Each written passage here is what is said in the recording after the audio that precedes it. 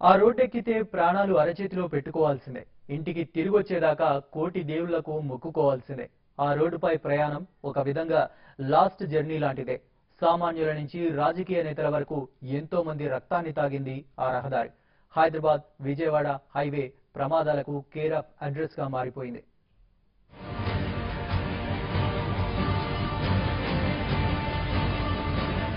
ప్రమాదకరమైన మలుపులున్న బోర్డులు మాత్రం ఎక్కడా కనిపించవు. రోడ్లు వెడల్పు చేశారు, సర్వీస్ రోడ్లను మాత్రం వదిలేశారు.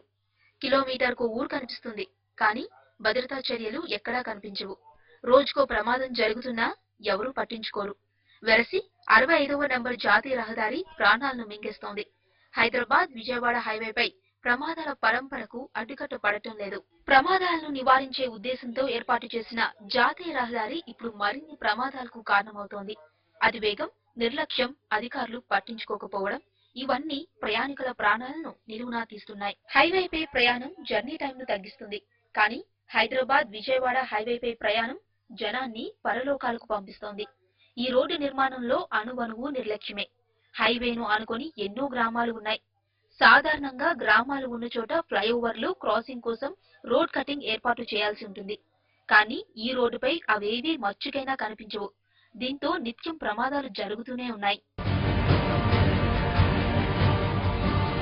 నల్గొండ జిల్లాలోని చౌటప్పల్, చిట్యాల, కట్టంగూర్, నార్కెట్పల్లి, నకిరేకల్, సూర్యాపేట, కోదాడ, మునగాల మండలాల గుండా వెళ్లే జాతీయ రహదారిని ఆనుకొని ఉన్న చాలా గ్రామాల్లో ఇప్పటికీ సర్వీస్ రోడ్ల నిర్మాణం జరగలేదు. దీంతో స్థానికులు ప్రతి అవసరానికి ప్రధాన రహదారి గుండానే వెళ్తూ ప్రమాదాలకు గురవుతున్నారు. చివరకు గేదెలు, మేకల్ని కూడా ఈ రోడ్ల మీదగానే తీసుకెళ్లాల్సి వస్తోంది. వేగంగా వచ్చే వాహనాలు అదుపు చేయలేక వాహనదారులు ప్రమాదాలకు గురవుతున్నారు. రహదారి విస్తరణ సమయంలోనే భూసేకరణ చేసి సర్వీస్ రోడ్లు నిర్మించాల్సి ఉండగా ఇప్పటికీ ఎలాంటి చర్యలు తీసుకోకపోవడం శోచనీయం. హైవే కావడంతో వాహనాలు హై స్పీడ్ తో వెళ్తుంటాయి. దాదాపు 140 కిలోమీటర్ల వేగంతో వాహనాలు రయ్యమని దూసుకుపోతుంటాయి. దీంతో మలుపు తిప్పుకునేందుకు ఊళ్ళోంచి వాహనాలు ఎదురు రావడంతో ప్రమాదాలు జరుగుతున్నాయి.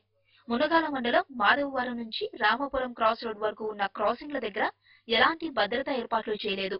కనీసం సైన్ బోర్డులు, రేడియం రిఫ్లెక్టెడ్ సూచికలు కూడా లేవు. ఆకుపాముల దగ్గర పరిస్థితి మరీ దారుణం. ప్రమాదకరమైన మలుపులకు తోడు అండర్ పాసుల దగ్గర ఎలాంటి హెచ్చరిక బోర్డులు ఏర్పాటు చేయలేదు.